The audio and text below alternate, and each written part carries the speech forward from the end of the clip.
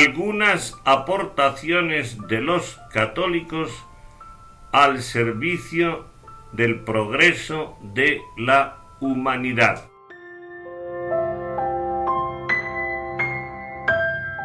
Introducción a la figura de Galileo, genios incomprendidos, segunda parte.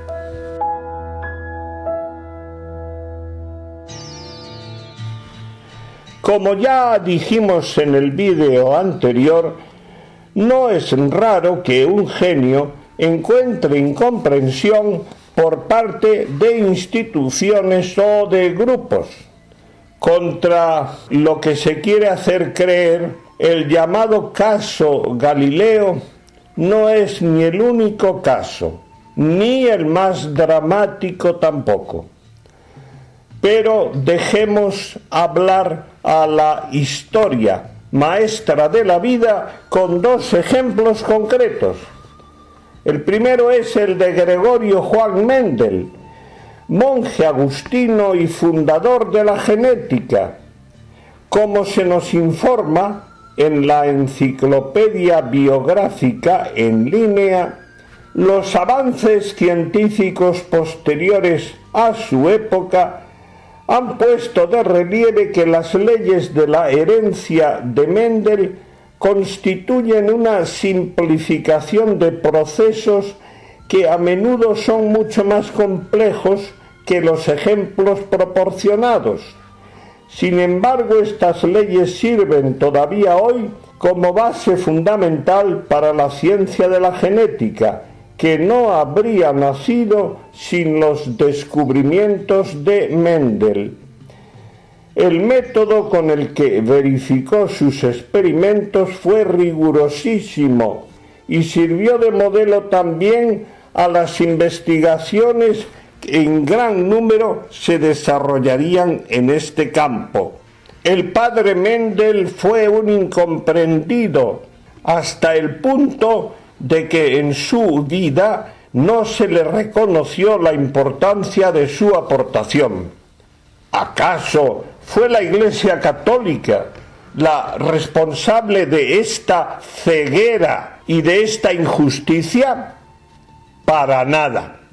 La responsabilidad de la ceguera y de la injusticia se halla en las universidades de su tiempo y en los científicos que se ocupaban en la investigación de los mismos temas en que trabajaba el agustino.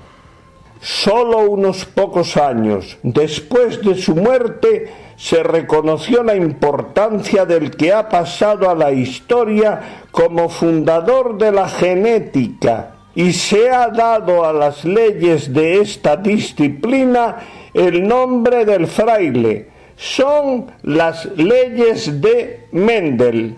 Pero concluyamos con un caso mucho más dramático. El Salvador de las Madres. Es el título bien merecido del médico húngaro Ignacio Felipe Semmelweis, que ejerciendo la obstetricia en el Hospital General de Viena, se encontró que una terrible enfermedad llamada fiebre puerperal causaba tales estragos entre las parturientas que de una media de 3.500 partos anuales fallecían de 600 a 800 de las madres. Semmelweis descubrió que la causa de este azote era la falta de higiene de médicos y enfermeras. Faltaban aún 40 años para Pasteur. Se nos dice que hubo ocasiones que un equipo médico pasó de una autopsia a un parto sin lavarse previamente las manos.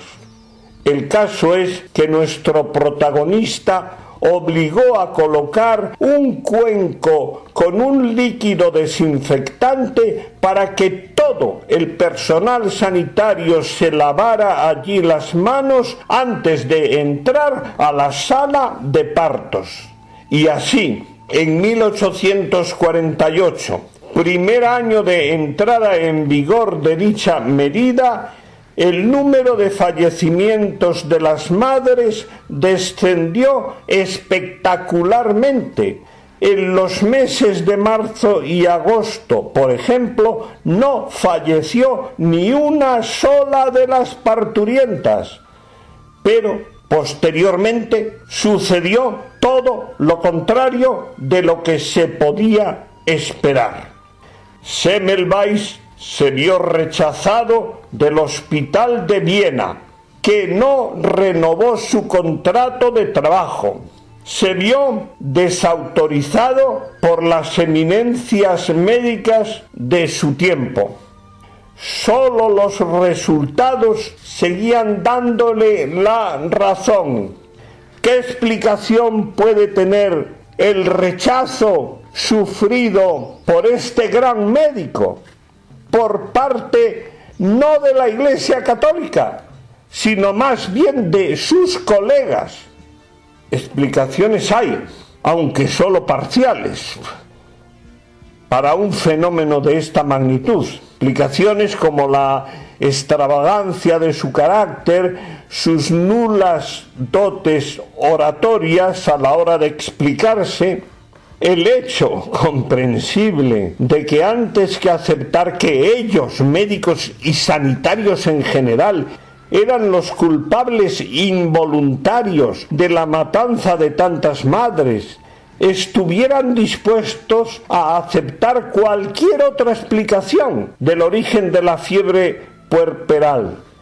De hecho, uno de los primeros ginecólogos en adoptar la práctica de cloro para el lavado de manos antes de asistir a un parto, tal como lo enseñaba Semmelweis, el ginecólogo alemán Gustavo Adolfo Michelis, que destacó, por otra parte, en el campo de la ginecología, hasta el punto de que su nombre ha quedado asociado a una parte de la anatomía humana conocida como rombo de Michelis. Este ginecólogo más tarde se deprimió gravemente por el número de mujeres, incluida una querida sobrina, que habían muerto de fiebre puerperal debido a prácticas obstétricas antihigiénicas, y el 8 de agosto de 1848 Michelis se suicidó en Lehrte, Alemania. Y así llegamos a los últimos años de Ignacio Felipe Semmelweis, en los que perdió la razón. Cayó en el alcoholismo, fue internado en un manicomio, donde fallecería al poco tiempo de ingresar, a los 47 años de edad y en circunstancias muy oscuras. Hubo que esperar años después de su muerte para que se reconociera la importancia de la aportación del que ha pasado a la historia como el salvador de las madres. Las ideas de Semmelweis fueron aceptadas cuando Louis Pasteur desarrolló la teoría de los gérmenes como causantes de las infecciones, ofreciendo la explicación teórica de los hallazgos empíricos de Semmelweis, que es considerado hoy como el pionero de los procedimientos antisépticos. La expresión reflejo de Semmelweis define un tipo de conducta humana caracterizada por el rechazo automático al conocimiento nuevo por contradecir las normas, principios y paradigmas establecidos. Y es nombrado así el reflejo de Semmelweis por Semmelweis, cuyas ideas fueron rechazadas y hasta ridiculizadas por la Iglesia Católica, no, para nada, por sus contemporáneos y por sus colegas.